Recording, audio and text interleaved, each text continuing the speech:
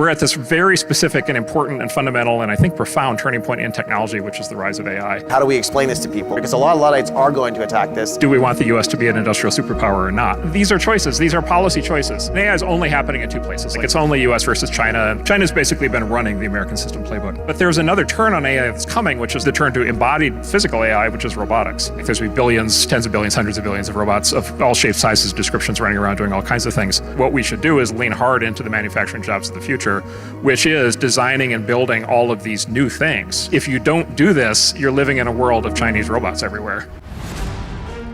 CEO and co-founder. Joe Lonsdale, the founding partner of Palantir co-founder Joe Lonsdale. A few weeks ago, I got a chance to interview my friend Marc Andreessen at the first annual Ronald Reagan Presidential Library Economic Forum. This forum is a competitor to Davos, the World Economic Forum. It's a gathering of a lot of top leaders who are interested in capitalism, in markets, in American dynamism, and really has kind of a more pro-builder mindset than we see in Europe. We had a great chat with Marc. He's been really interested in U.S. economic history, studying Hamilton, studying McKinley, whose policies changed, of course, to be more reciprocal from his original tariffs. And there's some interesting questions today from these people. You know, our economy, we talk about, started off focused on industrial economy, on manufacturing. It shifted to a more of a services-based economy with a lot of policy starting in the 1960s. And now today, 60 years later, it's shifting again from manufacturing to services and now to AI and energy. An AI-driven economy looks very different than a services economy. What are the right policies on trade, on immigration, on regulation? Marc's really bullish on robotics and what that does, especially for rural areas versus city. What are we going to see with productivity growth? How do we make sure we share this wealth we're creating the right way with everyone so it lifts everyone up in the United States? There's some really interesting and important policy questions that are going to determine the future of our country, and Marc Andreessen's the right guy to talk to about it. Excited for you to hear from him. Welcome to our first annual Reagan Economic Forum. It's an honor to have you guys here.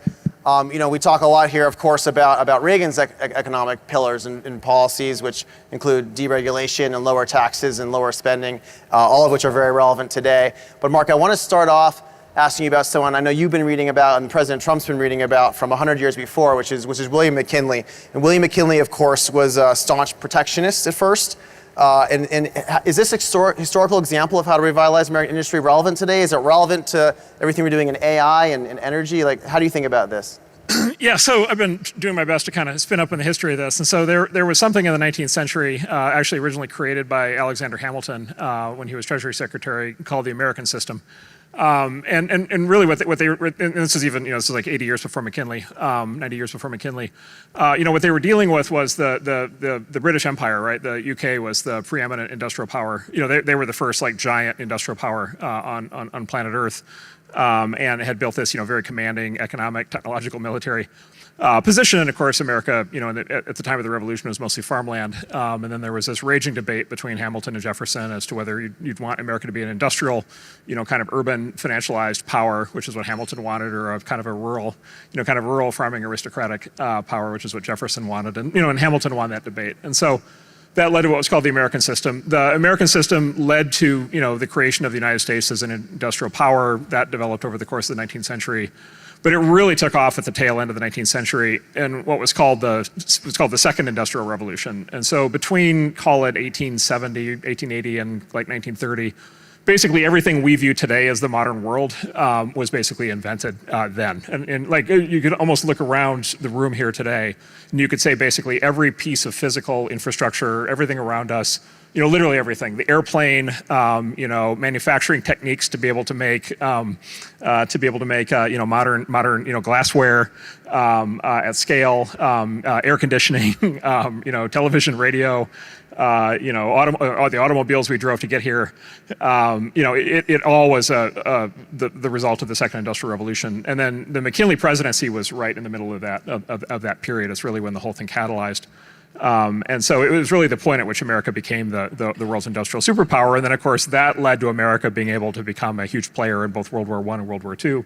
Ultimately, winning World War II and becoming the arsenal democracy.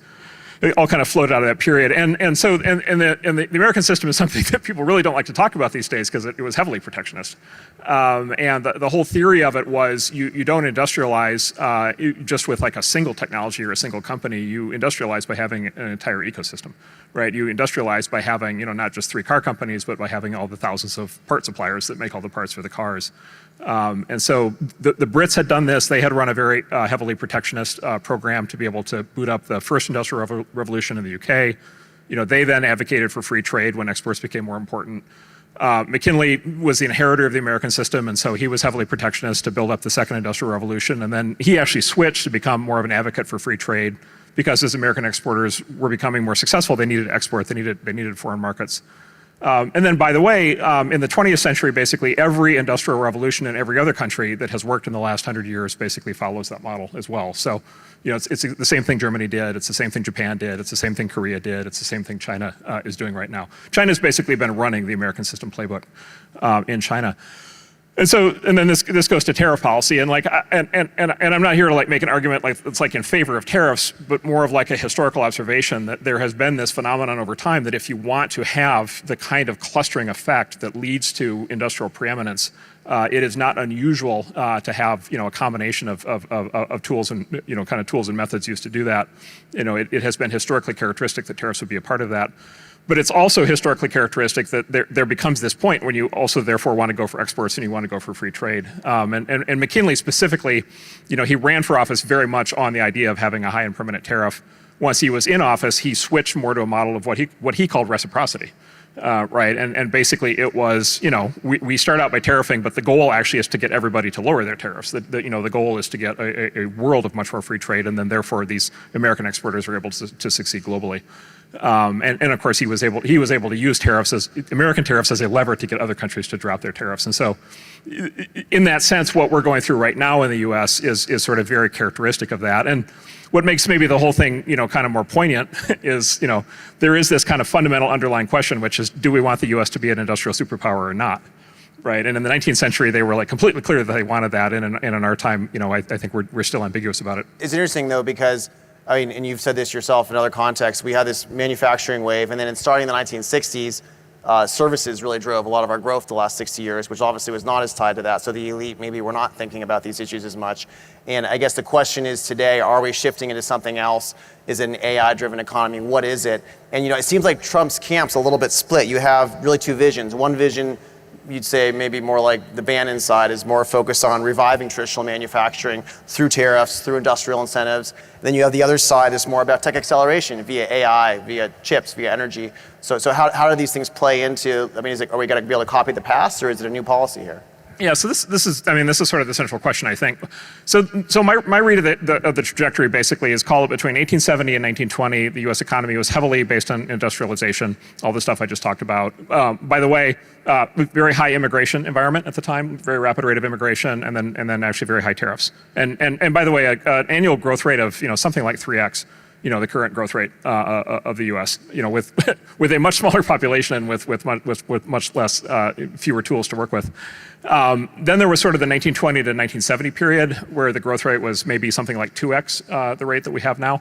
And that was the space race and rockets and electronics and the beginning of the computer industry and it went quite well from an economic growth standpoint.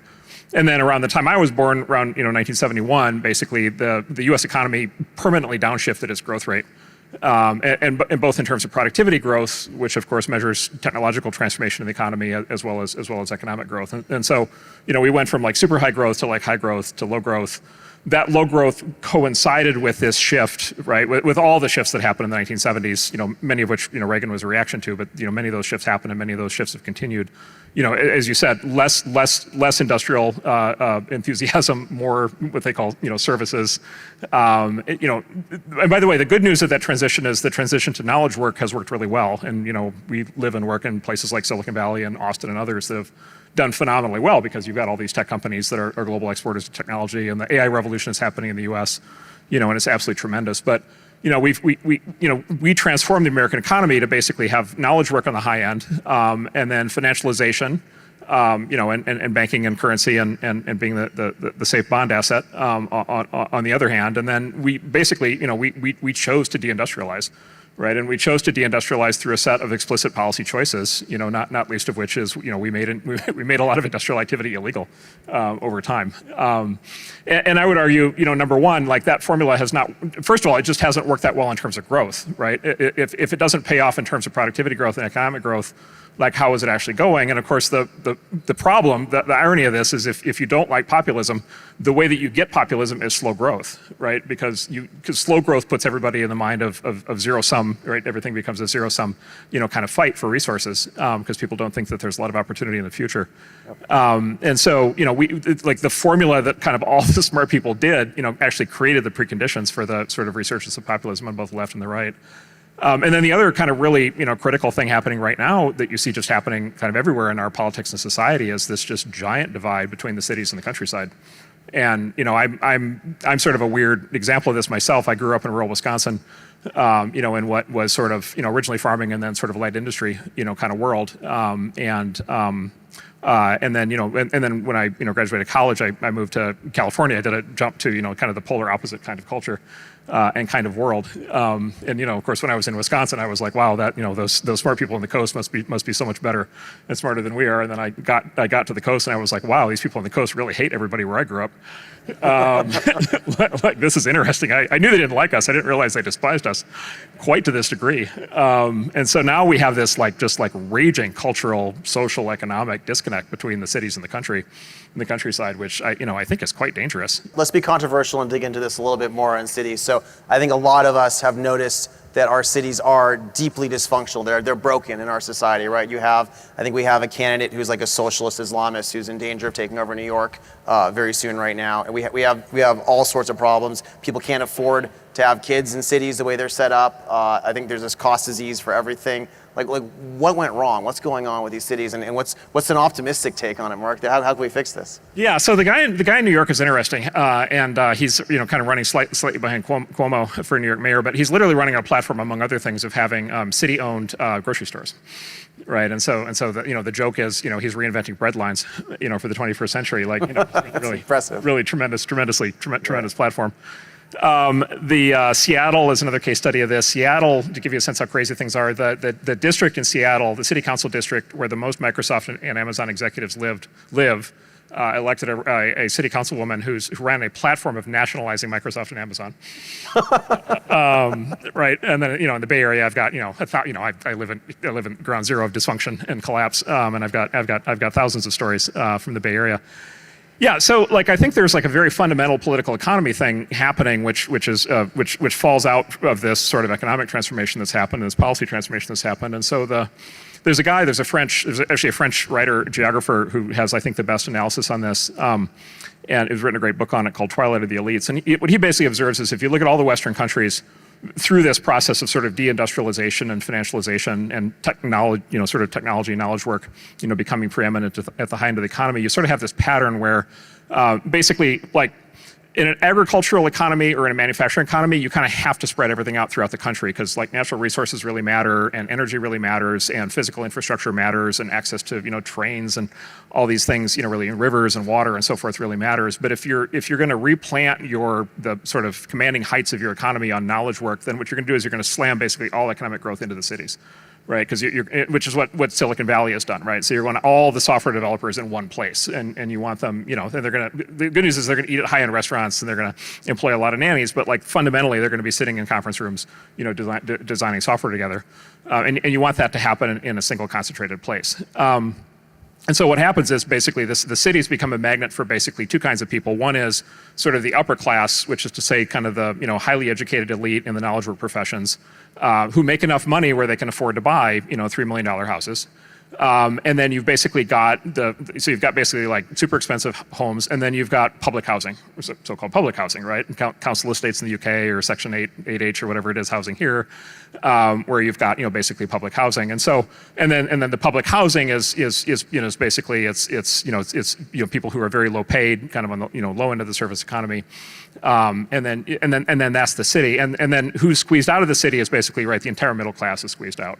And just to give you an example of this in the Bay Area, if you're a cop or a firefighter in the Bay Area and you work in Palo Alto, you commute 3 hours, both ways, just to be able to have a house and afford a family, right? And then of course you look what's happening in the cities, and like it's there's like lots of dogs, there's very few kids, right? And it's like what on earth is that about? Well, you can't buy a house, you can't have a family, you may not even own a car. Like how are you going to get kids anywhere? But what happens is, from a political standpoint, is the cities then are run, right? They're in their local democracies. It's these super high-end kind of very progressive elites, and then it's sort of the clientele underclass, right? In the U.S. it's Hispanic immigrants or African Americans.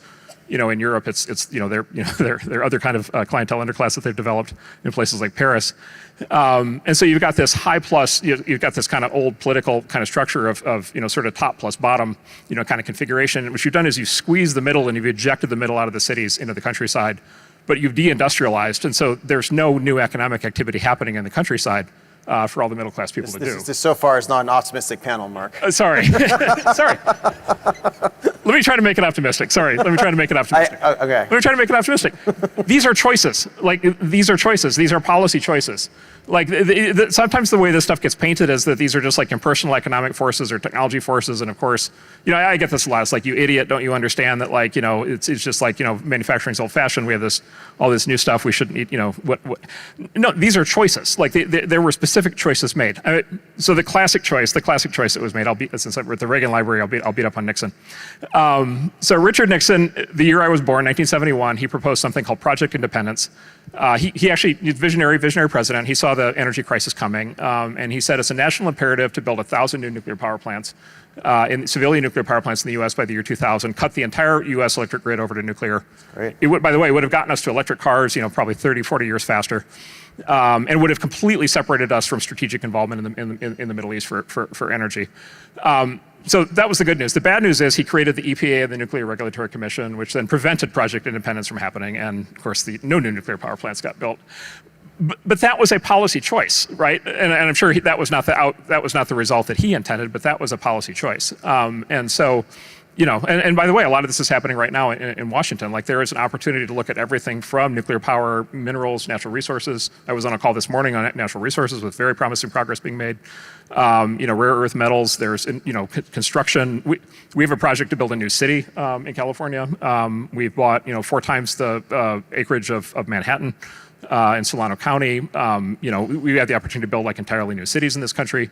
There's any number of things, any number of these policy decisions that we could make that would cause revitalization. So we're going to fix better policies. There's something else going on, though, which I think you and I are both very bullish on, which is this AI wave and AI services, right? And so I think one thing that's very interesting right now is, obviously we all know there's major cost disease in our society. Healthcare is becoming more and more unaffordable. I think people are talking about our $36 trillion debt. It's actually $150 trillion more if you include our healthcare promises. Much bigger problem. We obviously, education, housing, all these things are becoming less affordable. But you and I have both seen that a lot of these new technologies are going to turn some of these services into much more affordable products. And I think we're making big bets on that. Tell us about this. So first of all, just a moment on AI. So you asked a question earlier, which is is there there's a traditionalist view of we need to go get the jobs that used to exist. We need to somehow bring them back. And here you get into this argument of well, you've got, Chinese laborers working for $1 an hour or whatever. You're not going to get those jobs back. It's just not cost effective to bring those jobs back. What we have, though, is we're at this very specific and important and fundamental and I think profound turning point in technology, which is the rise of AI. And I would say the good news, let's make the panel optimistic. The good news is the US is by far the leader on AI. Now, by the way, we need to decide whether we want to be the leader in AI, because there's a lot of forces in the US and in the US government that are trying to prevent that from happening. But there's over 1,000 laws at state level we've been trying to fight and stop that would screw this up, right? So there's a lot of people who are against this. California state government almost passed a law to outlaw AI in California 6 months ago, which is an indication how crazy California is. But yes, that we can, it's like everything else. We can have it if we want it. These are all choices. But AI is happening, and AI is only happening in 2 places. It's only US versus China, and there's a whole competition thing there. But the US is very powerful on this. And then, by the way, the US is benefiting a lot because Europe has basically made AI illegal. They're regulating themselves to death. And so the smart AI people in Europe are moving to the US. And so the US really is ground zero for AI. Today, AI is software, right? And so when you use AI, you use ChatGPT. It's an app on your phone, right? There's no manufacturing kind of component. Really, people are building giant data centers, but it's not a huge generator of middle class jobs. But there's another turn on AI that's coming, which is the turn to embodied physical AI, which is robotics. right? And this is a transition that has already happened. It's already actually happened in drones, where drones went from being human piloted to actually being autonomously piloted. They now fly themselves. It's a transition that's happening in cars right now, right? Where cars went from basically purely physical products to now basically being rolling computers that drive themselves. And if you haven't tried this yet, if you ever have the misfortune of finding yourself in San Francisco, take a Waymo. It's amazing to live in a cyberpunk future reality where you're in literally a state-of-the-art self-driving car that's literally out of the Jetsons driving past people who are dying of fentanyl overdoses on the sidewalk. I recommend having the experience at least once. But the self-driving car really does work, like it's really happening. And then what's going to happen, you've all probably seen, Elon has this Optimus robot that he's building, these humanoid robots. Like the general purpose robotics thing is going to happen, and it's going to happen in the next decade, and it's going to happen at giant scale. And I think there's a plausible argument, which Elon also believes, that robotics is going to be the biggest industry in the history of the planet. It's going to be gigantic. There's going to be billions, tens of billions, hundreds of billions of robots of all shapes, sizes, descriptions running around doing all kinds of things. Those robots need to get designed and built, right? And so my view is, we don't try to get the old manufacturing jobs back. What we should do is lean hard into the manufacturing jobs of the future, which is designing and building all of these new things, right? By the way, which includes drones and cars, right, and robots. And we shouldn't be building manufacturing lines that have people sitting on a rubber mat for 10 hours screwing screws in by hand, but we should be building, what Elon calls them alien dreadnought factories, right? Which is like these super sophisticated factories with like tons of robotics. But you can imagine thousands and thousands of different categories of industrial production that have to happen all across the US in order to make this happen. And would cause just like enormous economic growth throughout the country. We get a huge payoff from all the tech investment that the coasts are making, but we generate many tens or hundreds of millions of jobs in the countryside. And then the U.S. would lead. It would be the third industrial or fourth industrial revolution. We would lead in the development of all these new things. And then you get to the national security side of this, which is if you don't do this, you're living in a world of Chinese robots everywhere. And that has very profound consequences for, let's just say, profound consequences. And it's an important policy point. And I want to dig into this a little bit more. I was just in an interview up there, like, aren't we going to destroy tens of millions of jobs? Isn't AI scary? A lot of people are very scared right now with the disruption. I'm very excited about the higher productivity because I see it being disinflationary. I see it creating more jobs. How do we, if assuming we're aligned, how do we explain this to people? How do we explain this is actually a really good thing for the country? Because a lot of Luddites are going to attack this. They are going to try to stop it. Yeah, so the Luddites are wrong. The neo-Luddites are wrong. They're wrong in the sense of for the reason they've always been wrong, which is the reality is we have not, in the last 50 years, been in an era of fast productivity growth, technological change. We've been in an area of slow productivity change, slow economic growth. AI, if it works the way that actually people either hope or fear that it's going to work, it's going to cause productivity growth to shoot up. That will naturally accelerate economic growth. But look, if it just stays as software, then the result of that is it's going to make the cities much better off, right? It's going to make San Francisco and LA and New York much better off and Austin much better off. But it's still not going to answer this question of what happens in the countryside. To answer the question of what happens in the countryside, you need to get to the next thing. You need to make AI hardware as well as software. And you're right back to that same prescription of basically reindustrializing the country. And again, not reindustrializing the country on the stuff that has already left, reindustrializing the country based on all the things that have to be invented and built.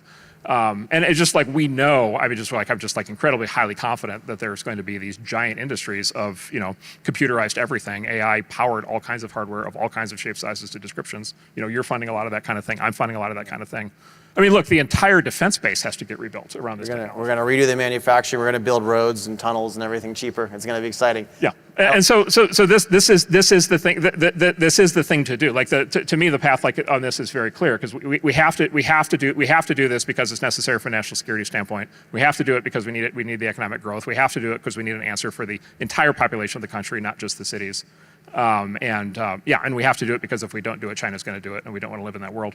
So I want to circle back to another controversial topic, which, over the last several decades, you mentioned this, we've kind of pursued deindustrialization, financialization. We've also pursued mass immigration.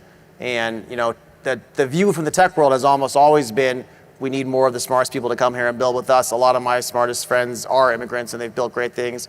But at the same time, some of this mass immigration has really affected the working class in certain ways that's maybe not great. I know your views have evolved on this topic. Like, what is the right immigration policy and how does it tie into what you're seeing for the next few decades? Yeah, so separated, the classic split between so-called high-skilled and low-skilled immigration.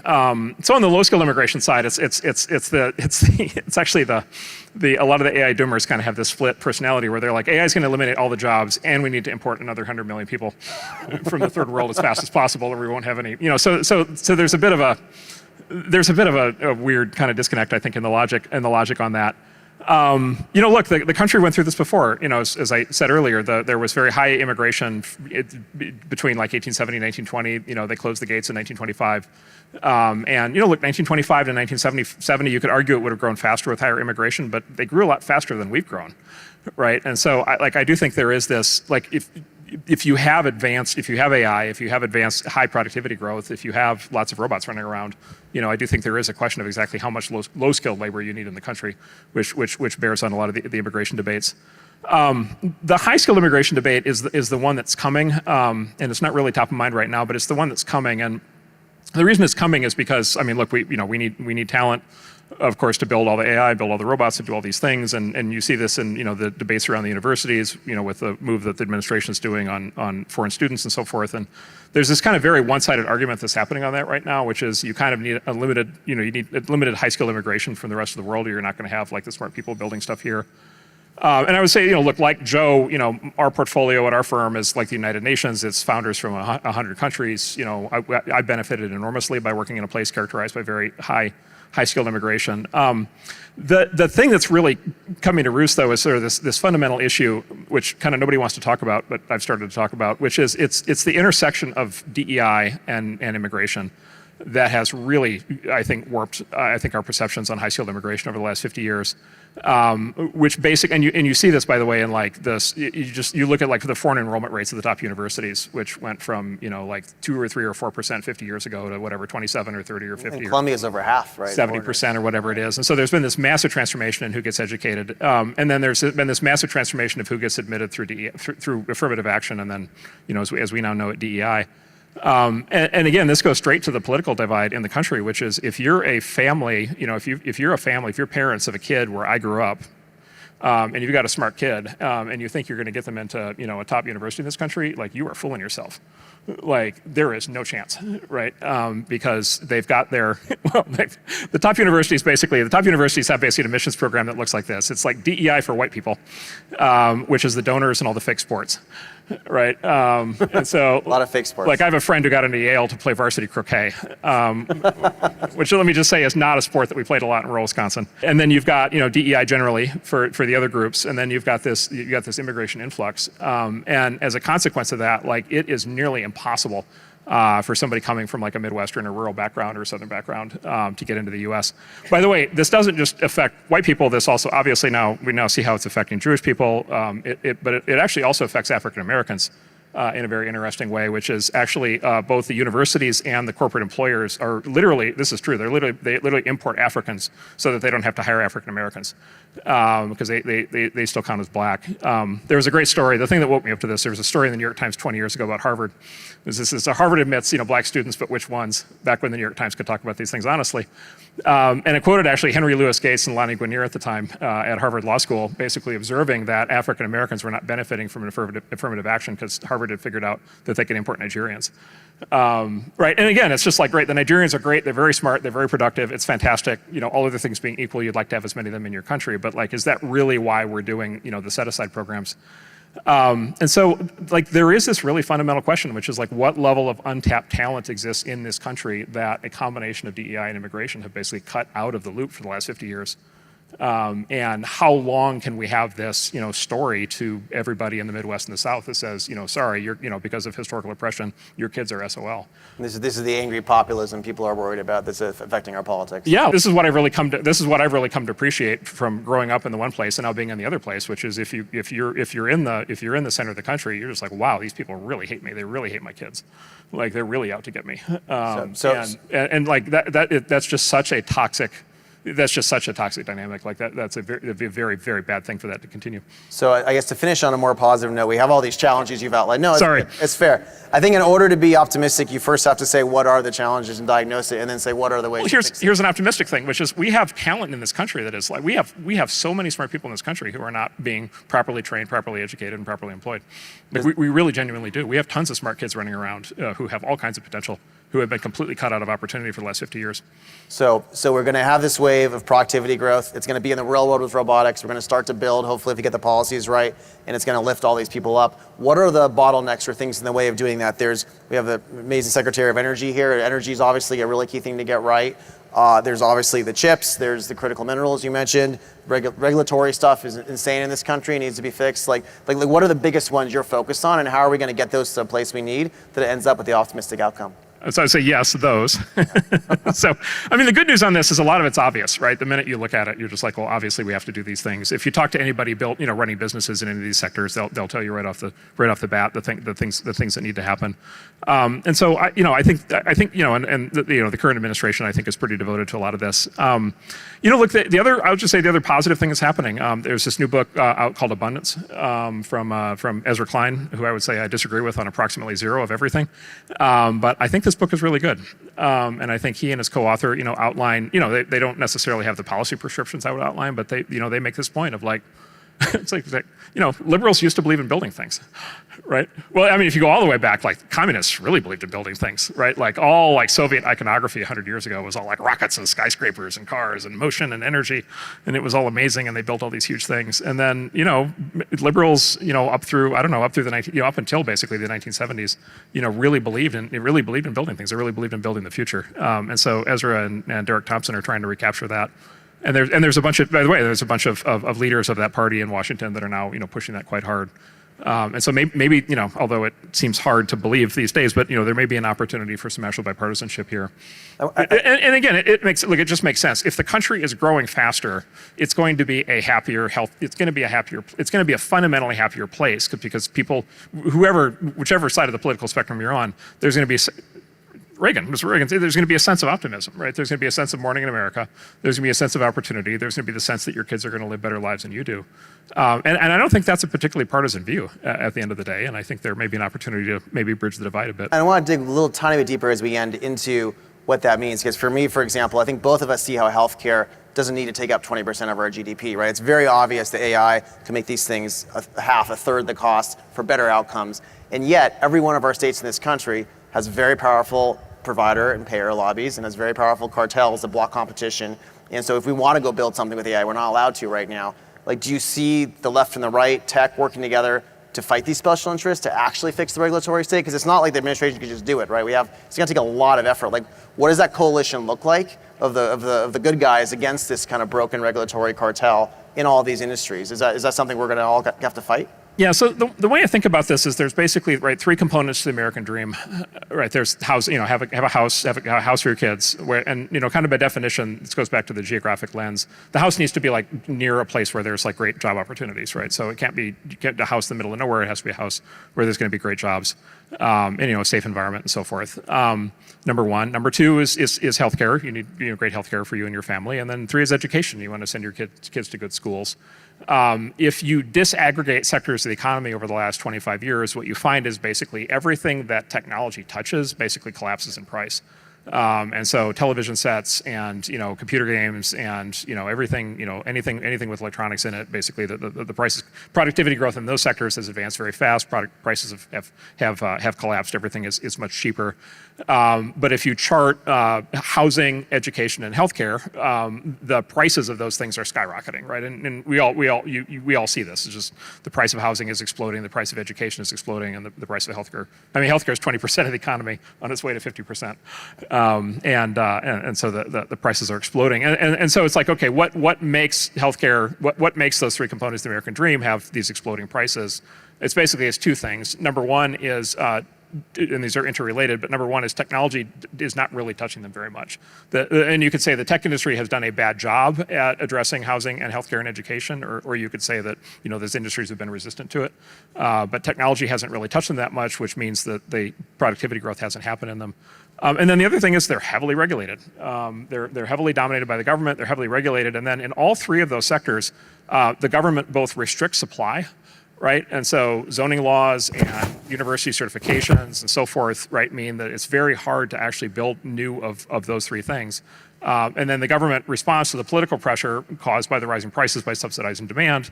And of course, if you subsidize demand and affix supply, you get skyrocketing prices, right? And so every time there's a housing crisis, it's perpetual housing crisis in California, the answer always is subsidies for home buyers, which always has the effect of driving prices up further and making the problem worse. Right, and so like that drives, those are the microeconomics of what's happening. I don't think there's easy answers on this, but I think the acknowledgement that this is in fact what's happening, and then I think the people have to decide that they do not want to live this way. I think like the marginal American voter needs to decide. It's just not acceptable that if I can't spend $3 million, I can't have a house that's in a good neighborhood with a good job attached to it, and it's just not acceptable that a 4-year college degree is going to cost $1 million, which is what it's on its way to doing. And it's just not acceptable that like this healthcare monster is running out of control. And so in many ways like this is like the fundamental policy political question of our time. That kind of needs to be dealt with. Again, these issues become much easier to deal with in a high growth environment, yep. Right? In an environment with very rapid technological development. Let me give you the good news story on healthcare. Everybody talks about healthcare. You can't break these curves. There's one area of healthcare that is incredibly sophisticated, technologically advanced, and the price curve looks like Moore's law. The price curve looks like video games. The price curve is just a straight line down, and the quality of the service has gone way up. And that's LASIK eye surgery. Right, and the reason that's the case is because it's outside the system. It's a discretionary purchase paid for by the consumer. And the LASIK eye studios are in like strip malls, and they've got like 3 people and like a super advanced, incredibly advanced like laser eye machine. And you go in there and you get zapped and you have perfect eyesight, and every year it gets better and cheaper. And so that's like an example of what happens if you're able to touch these sectors with technology and if you're able to get them out from under all the regulatory and government overhang. And so that potential exists, I think, throughout the system. But fundamentally, we have to decide we want it. And fundamentally, the population of the country has to decide that it wants it. Well, I'm optimistic more of the leaders in the tech and government sector are going to be on our side and push through and fix these regulations, and the technology is going to get us there. So thank you, Mark, for being here. Appreciate it. Good. Thank you, everybody.